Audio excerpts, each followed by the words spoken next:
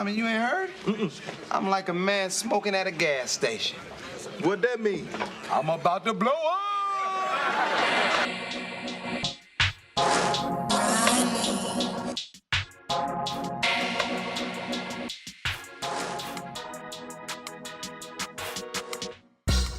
Yo, what's up, man? Thank you for tuning in, man. We made it to another episode, the Smoking at the Gas Station podcast. Yo, this week, my interview, this one was kind of just a guilty pleasure, man. Somebody that, if you're not really familiar with basketball, you might not really know what type of impact this guy, has had on the basketball culture. But still, no, man, he has a great story. This is somebody that I met last year. And somebody that, when I met him, man, it was just instant vibes, and just a very positive person, man. And I knew right then that, somebody needs to tell the story, and he needs to, have a platform to tell the story. So I hope you guys enjoy it. I hope you guys are getting something out of these podcasts, man, because I'm really doing it to, help those, maybe millennials or, people going through a transition period, people, that just might not know where they want to go, just to help those people out and just hear different stories and let you know and let people that's listening know that, hey, you're not the only one that's going through what you're going through or that's been through what you're going through.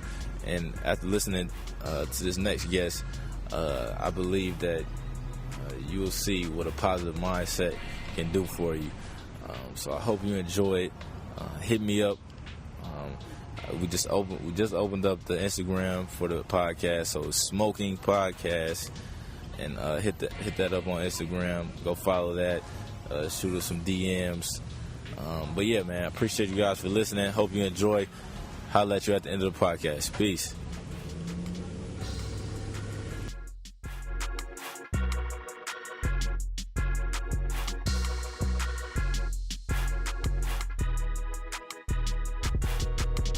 Yeah. Yo, man, thank you for tuning in, man. I got a special guest today, man. Somebody that's a underground legend for those who don't follow basketball. Somebody that I've been following for, man, since probably middle school, man. He has over 20-something thousand subscribers. Am I right on that? Yeah. Over some. Yeah.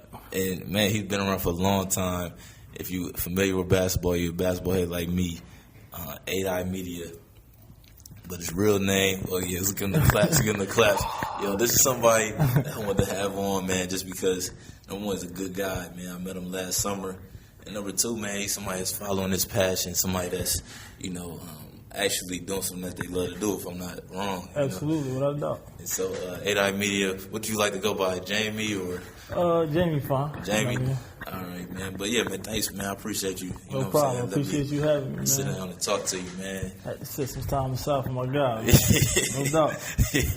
Yeah, man. So smoking at the gas station, baby. Yeah, man. So, number one, man, let's see, where you from, man? Philadelphia. Philadelphia. You from what side of Philadelphia, man? Because we was talking I'm really before. from all over, but I guess if I had to break it down, I would say Uptown probably. So I spend most of my days. What's that like? Is it like, what does it feel like? Because a lot of people say New York, you know what I'm saying? They be like DMV, but you don't really hear a lot about Philly. At least where I'm from, this is like Allen Iverson. For sure, Fresh Prince. Yeah, Fresh Prince, you know what I'm saying? So what is that like? Or growing up there, what was that like? It's a rough place. Yeah. It's an overly competitive place, you know what I'm saying? Everybody fighting for peanuts, essentially, you know what I'm saying? But it's a good place to grow up, makes you tough. Yeah. Makes you able to go through anything. You know what I'm saying?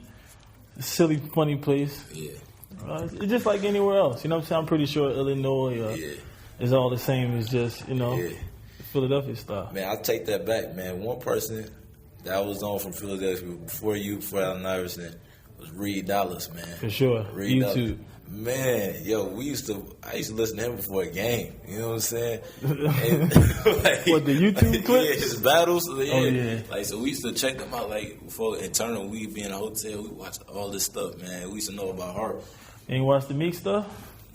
They didn't really rock with me like that. Yeah, I get that. Meek really wasn't. He wasn't the YouTube kind of hit that Reed was. Reed was a YouTube hit. I got on him like when he did some of his early stuff, the Flames and all got that. You when the kind of like the CD stuff came up. But like Reed Dollars, man, he was the. He had that one Rambo line. What was it? I can't even remember how it go. Busters and ammo. That's like Rambo. Yeah, man. Reed was big. Yeah, so like when I think of Philadelphia, I think of like that like, aggression. Yeah, like in your face style for sure. And so easy. Talking to you, I don't even get that vibe. Not that you're not aggressive, because I know you are and what you do. But Philly a big city, man. A lot of people, I don't think a lot of people understand how big Philly is. Man. You know what I'm saying? They think Philly is like just a group of 30 people. Yeah. Nah, Philly is spread out. Things like the 5th or the 6th biggest city in the United States. It's 2 million people there. Dang. You know what I'm saying? So each section of Philly, you got like a whole different kind of demeanor, a whole different kind of person. Not to say it's not all similar. Right.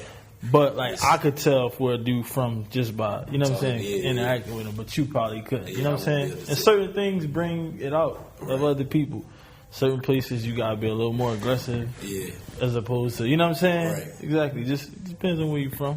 Hey, so were you born and raised in Philly? Yeah, my whole life. Hey, so tell me about 10-year-old Jaime, 10-year-old Damn. I don't even know what grade that is. What grade is that? I don't know. Third? Maybe third or fourth or something like that. I was inquisitive, man. Yeah. I've always been like, one of the funny reasons you asked me like why I'm doing my own thing, I've always been like just fighting authority. Yeah. Always wanted to know why I had to listen, why I had to do this. Like I've always I used to get in trouble out with my teachers. They would tell me to do something, and I would ask why till I felt justice. You know what I'm saying? Like, nah, I ain't doing that. That don't make no sense. So I always kind of knew I was gonna do my own thing. But you know, the 10-year-old me probably was just a rebel with no cause, searching for answers in his mind. I don't know. I really wasn't even into sports at 10 like that yet, but I was like a little nerd, man, just trying to dig for information all the time. You like the only child, or? No, I was the youngest. I said it again. Oh yeah. So in your household, did they like pick on you? Because I was the only child. I never know what that was like. Just being with siblings. I wouldn't necessarily call it pick on you, but like you said, I mean, I'm from Philly, so it's overly, like I said, it's overly competitive, and that just don't stop when you go in the house. It's still overly competitive in the house. So it's like we were getting into fights over the dumbest things. Just being like, you know, everybody in Philly is a city where everybody want to be top dog. I don't care who you is. There is no like order in Philly. You know what I'm saying? It's just nobody respect the dude at the top because I'm nicer than him. You know what I'm saying? So that's how I was in the house. You know what I'm saying? My sister, my brother, nah. And you gotta earn your keep. You gotta prove that you can back it up. So that's it. You know what I'm saying? That's how I was growing up. Did you take that to school with you? Like as far as college or just like school? So let's go transition like in high school. 8I in high school. That's when I was really, really, you know, the hoop dream part. Not really, man, because in high school, I don't really think I was that as confident as I am now. Me looking back at my high school time, I feel like that was like my lowest point of, you know what I'm saying, just confidence and self-esteem. You know what I mean? I could honestly say that now, far back, and move from it. Why you think? Why that is? Why you think that? I don't know, man. I don't know. That's a good question. I probably go to a therapist and see. Man, I think, because where I'm from, it's kind of the same thing, like real competitive.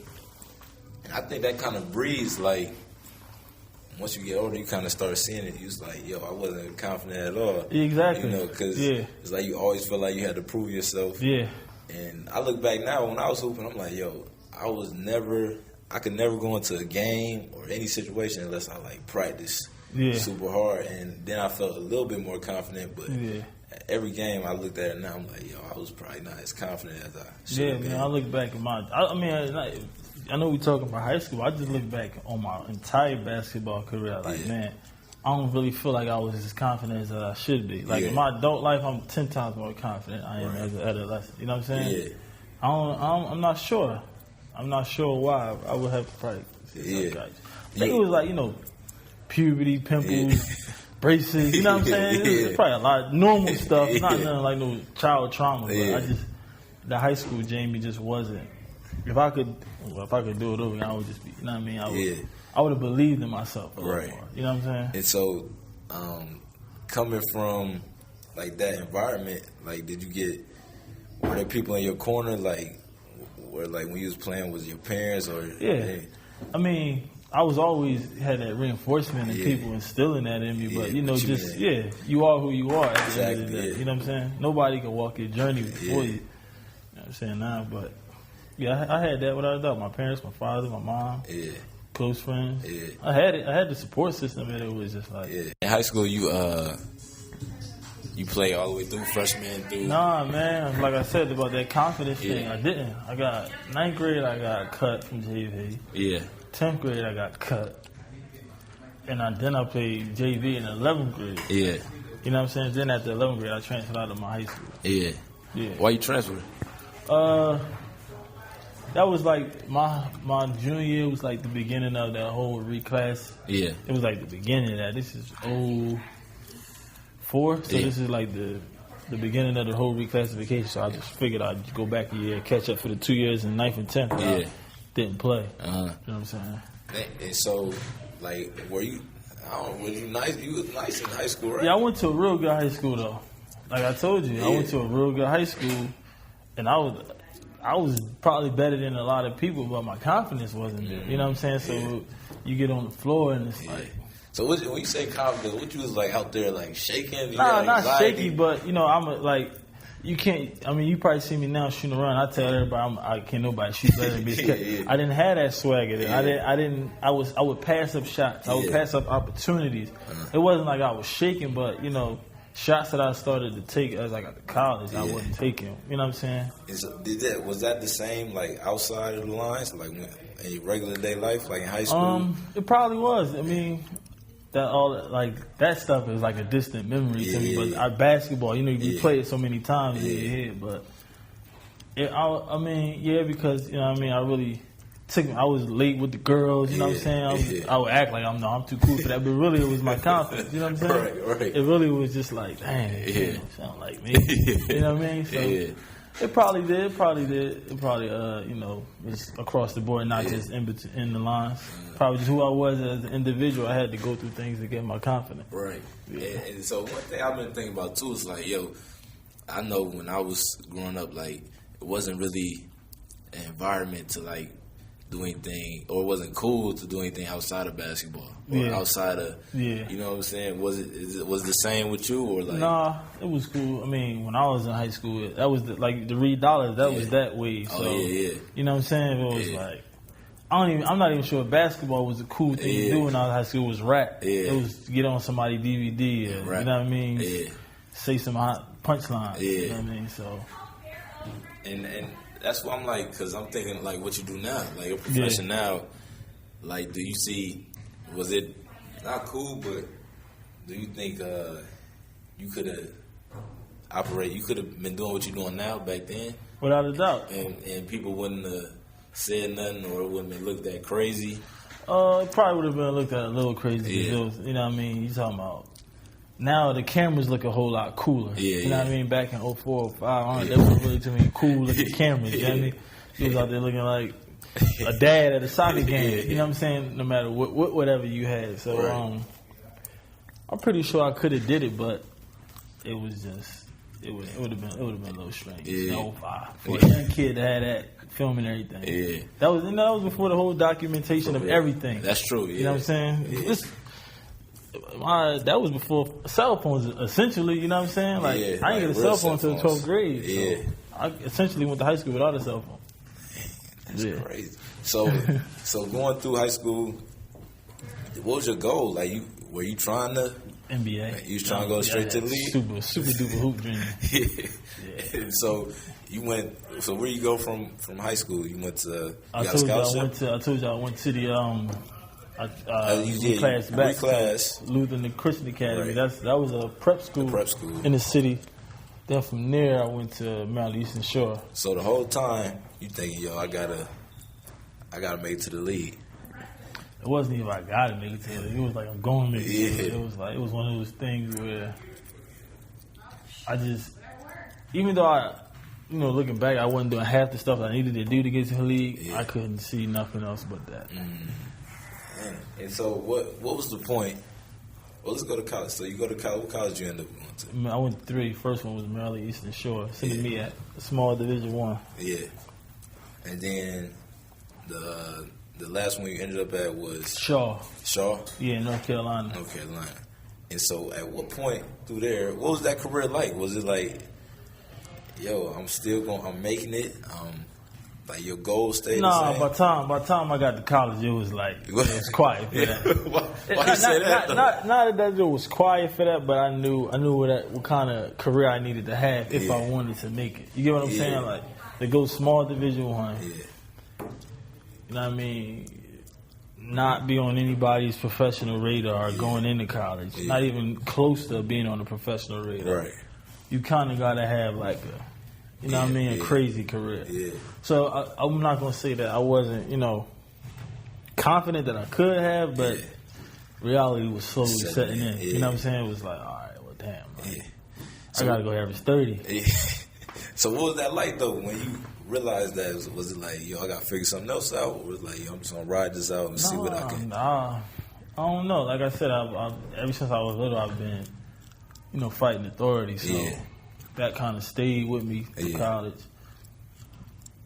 It made it a little rockier than it probably should have been if I would have just, bought in and conceded to who was the authority figure. But I never really ever can remember sitting down like, this is what I'm going to do after this. Yeah. Never gave that a thought. Yeah. And you just, so at what point did you realize, like, yeah, okay, like the talk that you just told me, like, yo, most likely I'm not going to the league. Yeah. At what point was that? It was just like, as soon as you got to college, or? Probably not as soon as I got to college, because I was killing in the open gym, so I probably thought, that 30-point game mirage in my head was still there, but probably halfway through my freshman year. Beginning of my freshman year, I was in like a horrible slump. My first college game, I was like 0 for 10. I hit the side of the backboard like crazy. So it set in rather early. And so you get to college, you transfer. Was it because of the coach, or are you talking about authority? Like what? It wasn't. I want to say it's because of the coach. It was just that the kind of year we had was horrible. Yeah. He was a new coach. Yeah. And me and him didn't exactly, hit it off. So going back to then, myself, I look at it like, he was out of line. But now as a man, understanding like jobs on the line, I got to do. It made the most sense. But you know what I'm saying? To look, And so outside the court, were you like, did you find yourself? Did that affect you like with confidence, or like? Because I know transferring and stuff like that, or you looking at it like. Are you looking at it like, yo, that's his fault? I'm still the nicest.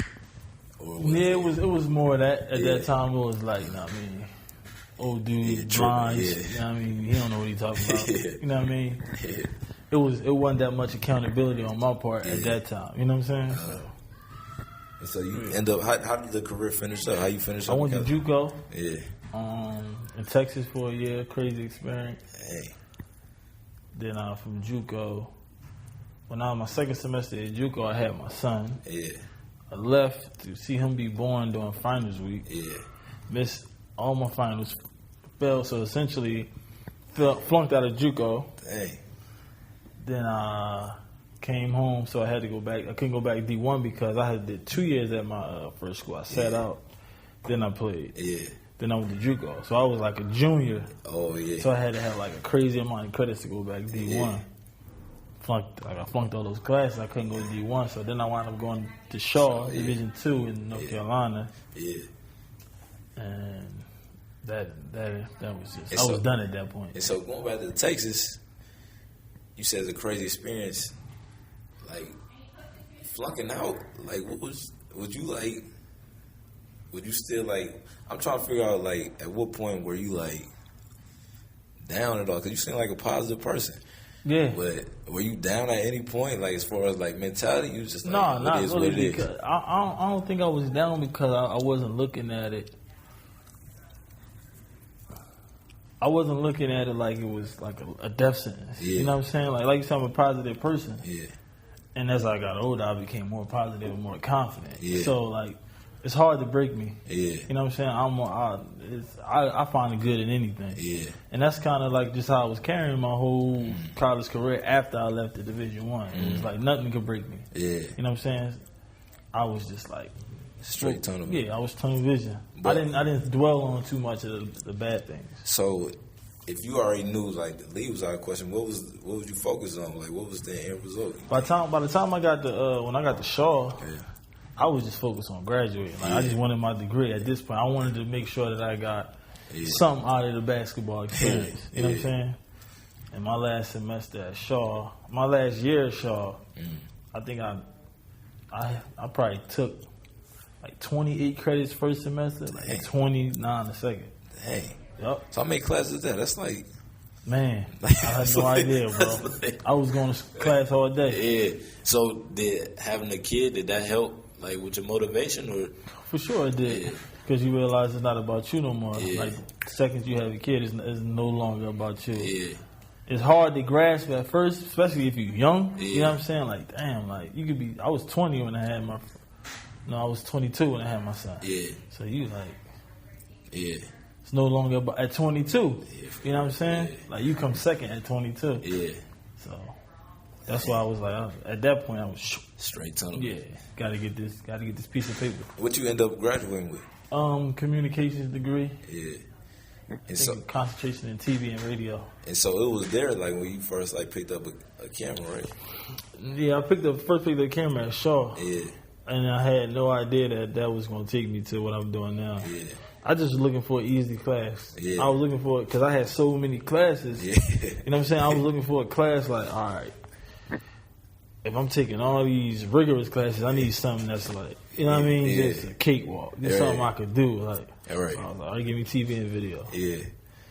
And I still, Miss Terry Burnett, she was the teacher. I still remember her. Yeah. Like, it was crazy because it was an easy class, but she would, it's like she saw what I'm doing now in me. You know what I'm saying? It was Yeah. like, she would be like, nah, that's not good enough. Yeah. Like, you could do better than that. And like, nah, your friend. And I used to be like, wow, she keeps saying this stuff to me. Yeah. Like, you know what I'm saying? It's Yeah. like, All it's people in this class that this is what they really do. Yeah. And I'm just here like, man, I got practice. Yeah. I don't feel like doing nothing. I'm just, she would tell me to re-edit stuff. You know what I mean? Yeah. But all along, I didn't even, like, her challenging me, I was, you know what I mean? I was meeting that. I was like, all right, now I could do, she right. You know what I mean? I'm going to show her. Yeah, yeah. It was sharpening what I'm doing now. It's crazy when I think back about it. Like, Dang. And so you didn't even have a clue that she was like shaping me for what I'm doing now. Yeah. Have you talked to her since then? Nah, I mean, I'm pretty sure I could get in contact with her. Yeah. You're going to make me reach out to her now. Yeah, man, you should hit her up, man. Mm-hmm. I just always think that's crazy, man. I talk to people, and it's like, it's usually somebody or something Yep. that end up leading to like what you want to do or what you end up doing. And that's Yep. like crazy. That I mean, even when I finished college, even when I was doing the class, Yeah. finishing the class, Yeah. I took her back-to-back semesters. I took her first semester, then Yeah. I took her the second semester of my senior year. So I took video 1, video 2. yeah, Even after that, I still this still wasn't like, all right, I'm gonna do that. It was like I just took 2 easy classes, Yeah. and she was hard on me. And I got good at editing, and I know how to use the camera now. Yeah. You know what I'm saying? That was as much as it was. It wasn't like, man, I think I got what it was like. Video, you know what I'm saying? and so at what point did that switch to you? Was like, yo, this is what I'm gonna do. Like, Man, I graduated from college, came home, started looking for a job. yeah, just like a regular 9 to 5. Regular 9 to 5. Yeah. Got hired at the airport. I think I was working at the airport for like 2 months tops. Yeah, Got fired. yeah, Told me you could do a video better than the old dude. yeah, So my friend, he was doing music videos at the time. He had a camera, so I was like, can I hold your camera? Yeah. I want to go do something. Yeah. Just show me the buttons real fast. Let me know how to work it. Yeah. So he gave me like a little crash course how to work it. I went, filmed it, yeah, put it on YouTube. Yeah. And at the time, Brandon Austin was like extremely popular in the city. He was like extremely popular, probably like the top high school basketball player. So he posted it, YouTube. Yeah. Everyone was like, yo, that was hot. Who did that? Yeah. So then another dude named Rasheed Jordan. Yeah. He saw it. He was like, him and Brandon Austin was like competing for that top spot. Yeah. He was like, yo, you did one on him, you got to come do one on me. Yeah. Hit my friend like, yo, can I hold your camera again? He like, yeah. Go do one on Rasheed Jordan. He said, he posted. Yeah. So this is Deion Waiters' rookie year. He just got drafted. Yeah. He sees the two that I did. Yeah. He calls me like, yo, Chuck Ellis is training me today. Can you come do the same thing? I called my friend like, yo, you gotta pay me this time, bro. You keep over my camera. So I gave him $50. I said, all right, I'm gonna do it tonight. I go film Deion. He posted overnight. Like a week, within a week, I was from having no job to 8 hours, like a week. No plan. It was just like, Brandon Austin sent me the text, and a week later, it was like, somebody was like, how much you charge? Light bulb went off. Dang. Got a logo drawn up. Yeah. All that other stuff. Hey, so what year was that? That was like... Whatever Deion rookie year is. That was like... 2010. Nah, not that long ago. 2010, I was in college. 13 to 14. This is Deion's 6th year, 2000. Whatever Deion... They 2013, because Brandon Austin and Rasheed Jordan's class... it was the winter of 12. The winter of 2012, because they class of 13. Yeah, so the beginning of their high school season and the beginning of that NBA season. So, hey, was that one? Was you at Temple when you recorded that? Yeah, you remember that? I remember watching that. Yep. Yeah, that was one of my first. I can't even watch that video now. Why not? Because it's bad. It's horrible. I can't even if I try to watch that video now, I cut it off. Like, yeah, cut that off, man. I remember seeing the video. I was like, yo, why ain't he coming to one of my joints? You gotta find that guy. Yeah. I think I hit him up on Twitter. Yup, me and Ace, we spoke on Twitter, then we spoke on Instagram. Yeah, man. I remember watching that. It was him and like Maurice Rice, and then you did one with. There was another dude who went to Temple. Deontay Christmas and Mark Tyndall, Marty Collins and Jack McClinton. Man, no, I can't remember his name. Khalif Wyatt. Yeah, Khalif Wyatt. Wyatt. That was. I could watch that one. Yeah, I could watch that one because I got a little better by then. And then, so you go from there, and you just took off. Yeah, just overnight. And then at what point was it like, was it still like, yo, I'm making a business out of this? Or it's like, I'm having fun doing this and it's making money? Man, I'll be honest with you. I'm still at the point where I'm having fun with it. You know what I'm saying? I'm still at the point where I could do some things better. I'm still at that point. Yeah. Like, even 5 years, 6 years in, 6 years in September, I'm still at that point. Like, I can do a lot better. Where does that come from? Just like, you think that comes from Philly, or just something inside you that just always want to improve? Like, I'm very, like I said, I'm inquisitive, and I got a vivid imagination, and I can daydream, and I can envision stuff. You know what I'm saying? So I really get satisfied with it now. Or I really get content with what's going on now. It's like I always know I can do better. And I always know I can do more. And so even now, like, how do you like navigate that space as far as like, yo, you like with professional players? Did you know Waiters before? Like, yeah, I was a hooper. He was a hooper. I mean, we didn't necessarily know each other, but everybody know each other when you play. You know what I'm saying? And so like even navigating that space, how do you like stay level headed? Because it's easy to. I meet people now and they don't even do half the stuff you do.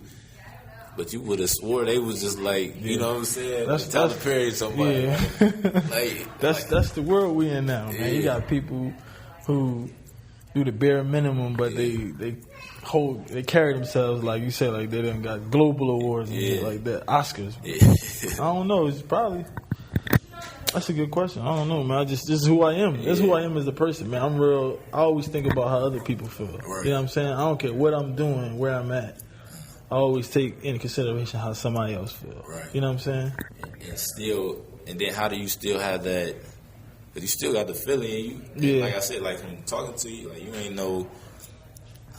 you ain't the type that'll step on my neck, and you know what I'm saying. So how do you balance that as far as that mentality is being humble and then still being aggressive and accomplish your goals. You just got to know when and when not to do it. You know what I mean? It's time and place for everything. You want to meet the fight. Like, if somebody bringing it to you, then you meet it. But if it ain't needed, there's no need to bring that energy into a situation. You know what I'm saying? Like, a lot of dudes from Philly I grew up with, and even I know, they bring it into a situation where it ain't called for it. Yeah. Just like you say, just to let people know I'm from Philly. Right. You know what I'm saying? But a lot of times, man, that negative energy could shift the whole chemistry in the room or whatever you doing.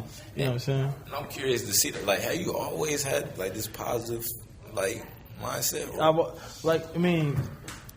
It goes like you said. Remember how I told you I wasn't really that confident. Yeah. It was like a mixture of me not being confident and, like I said, I always bring how other people feel. Right. That's always important to me. How other people feel. How other people having fun. Yeah. So it was a lot of me not being confident and a lot of wanting other people to have fun. And it was just a mixture of that. And you know what I'm saying? So that's just. And because that's what I'm like. It seems like. And this could just be my theory, man. Like, positive energy just brings, like, good things to you. Like, if you was cussing out my man Austin, what's his name? Yeah, Brandon Austin. Yeah, like, you was treating him like, you know what I'm saying? Yeah. He would never hit you up to come. Yeah. You know what I'm saying? So that's my theory. You agree with that? Like, positive energy. Yeah. Just kind of like for sure comes give back you around. Good things.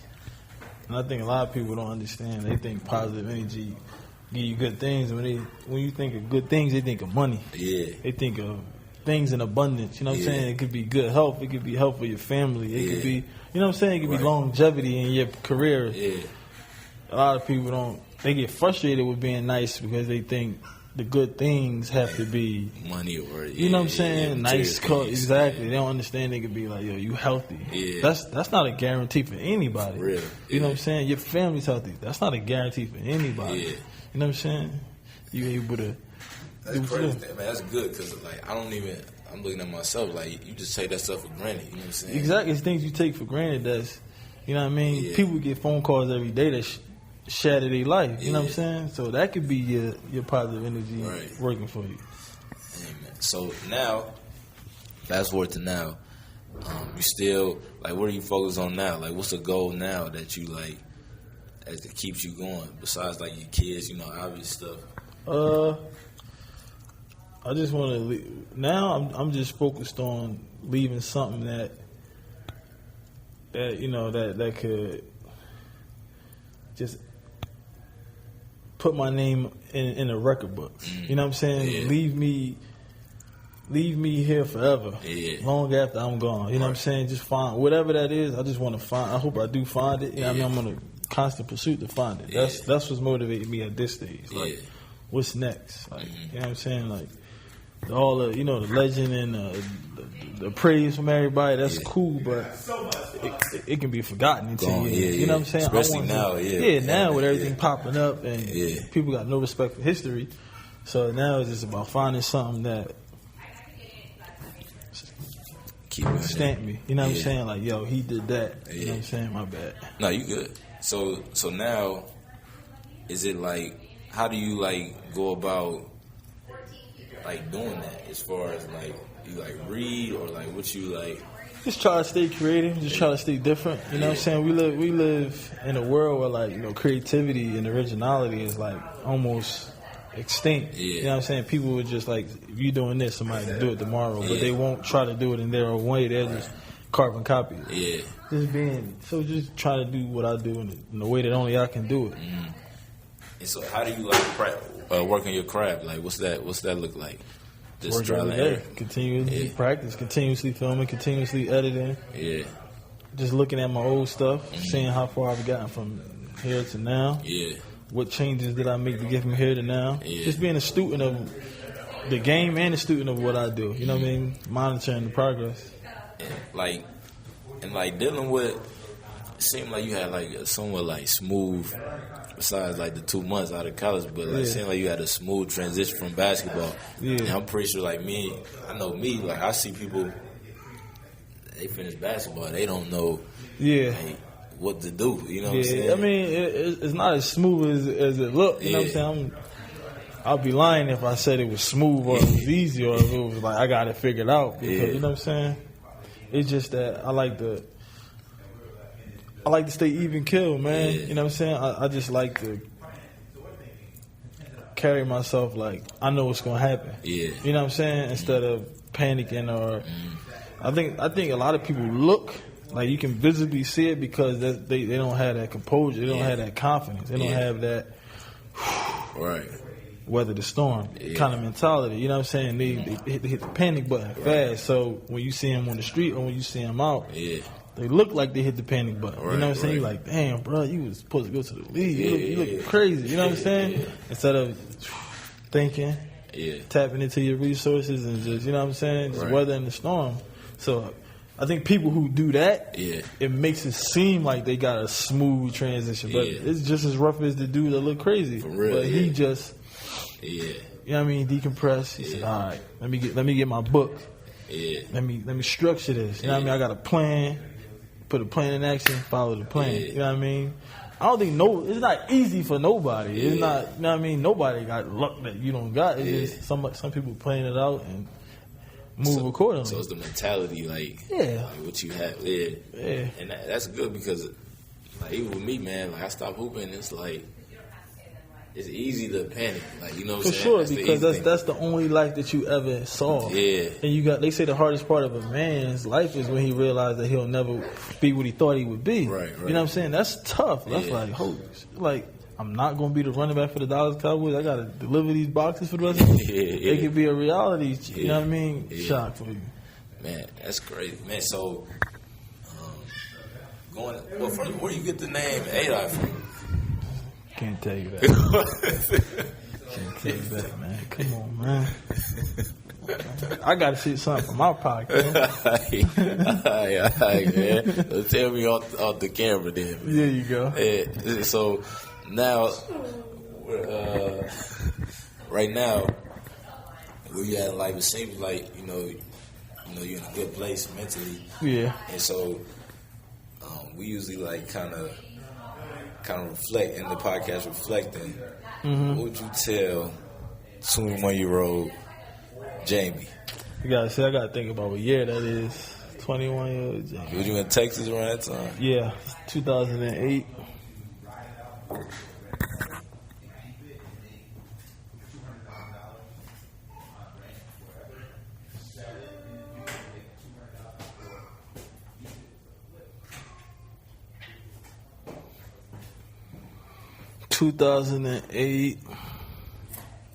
So, what I would tell 21-year-old Jaime is, you always in control. You always in control. You know what I mean? Even when you think you're not in control, even when you seem like you have no effect over the result or the outcome of your situation, you're always in control. You just take your time. Think about it. This is a thinking man's world. Like, always think. Always take a deep breath. Meet the fight. You got it. You know what I mean? Because it took me. I wish I'd have learned that at 21. Yeah. You know what I'm saying? A lot of times I deem myself powerless, or I just said F it. You know what I mean? Yeah. But the older I got, I realized the choice is always yours. You always got a choice. Yeah. You know what I mean? Life is not about what happened to you. It's about how you react. How you respond. You know what I'm saying? So. Man, that's dope, man. Yeah. Man, I appreciate you, man, for letting me sit down and holler at you, man. Oh, a lot man, of distractions, I appreciate you, man. I ain't never smoked at the gas station. man, I appreciate you, man. Weathering the storm, we had a couple, you know what I'm saying, distractions, but, man, I appreciate you, man. I hope y'all got something from that, man. Appreciate you, man. Appreciate anybody for listening and I guess wanting to hear what I got to say, man. That's just dope in itself to me. Yeah, man. Hey, man, I definitely, man, I just know this is the beginning, man. Without a doubt. Man, I know I'm excited to see what's next, bro. For sure, man. I appreciate the support. No problem, man. All right, man. We signing off, man. Yes, sir.